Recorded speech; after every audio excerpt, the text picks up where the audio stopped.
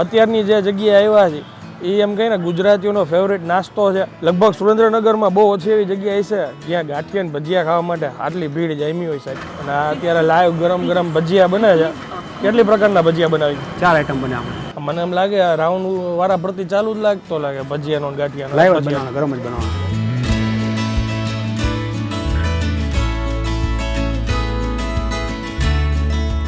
હા હા, મને ગાંઠિયા અને ચા કોક આપી દી એમાં જ ખોળક આવી એટલે કાંઈ ન છે.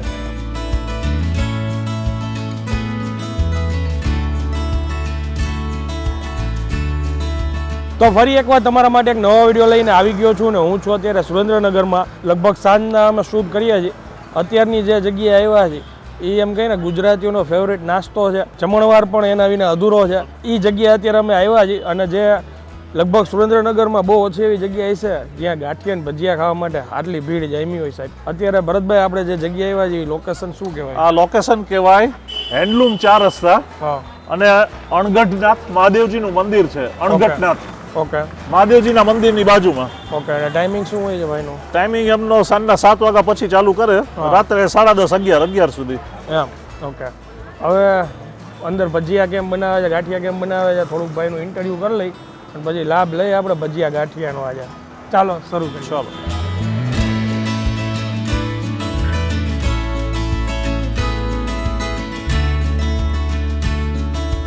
સાહેબ તમારું નામ?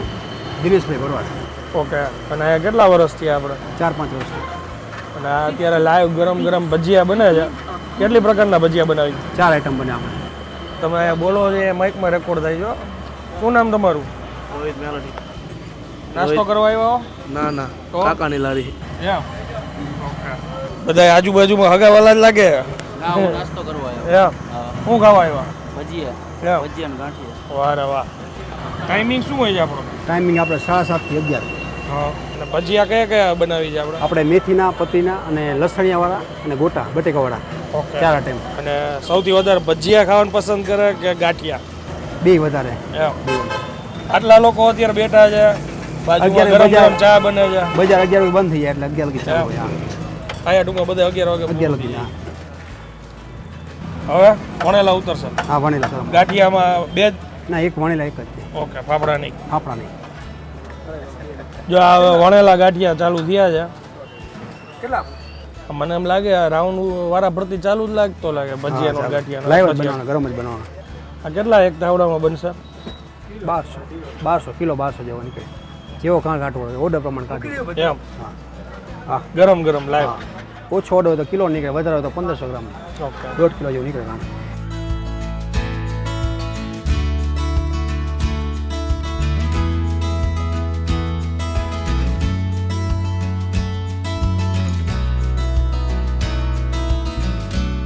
હા હા, હવે જાય. મજા આવી ને?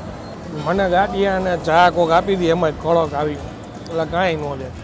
આખાજીની ચા આજે મસ્ત અત્યારે પીધી. શું વાત છે? આની અમારે ફેમસ છે આની ચાય તે.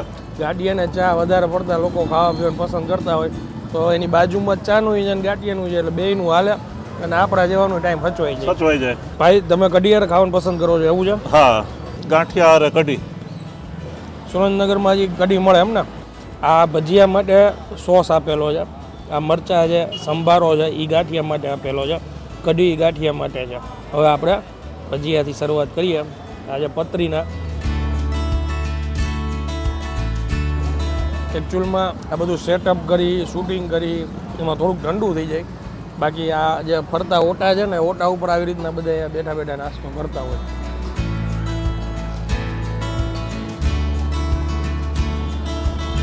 વાહ, બટેટાની પૂરી ખાધી, બટેટાની પૂરી અને આજે મેથીના.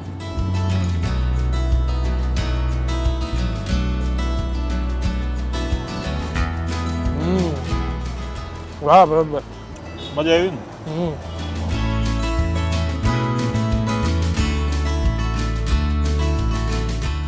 ભરતભાઈ જી, તમે કેટલા સમયથી આવતા હશો અહીંયા? લગભગ 4-5 વર્ષ થયા. સાંજના ટાઈમે માહોલ જમાવવો હોય ને તમારા મિત્ર સર્કલ હારે ચા અને ગાંઠિયા એના માટે જમાવડાવાળી જગ્યા છે. દેશી દેશી ઓલ ઓવર બધી વસ્તુઓ સારી છે. હજી તો લસણિયા છે, બટેટાવડા છે, આ બધું હવે ધીરે ધીરે ટ્રાય કરશું અમે.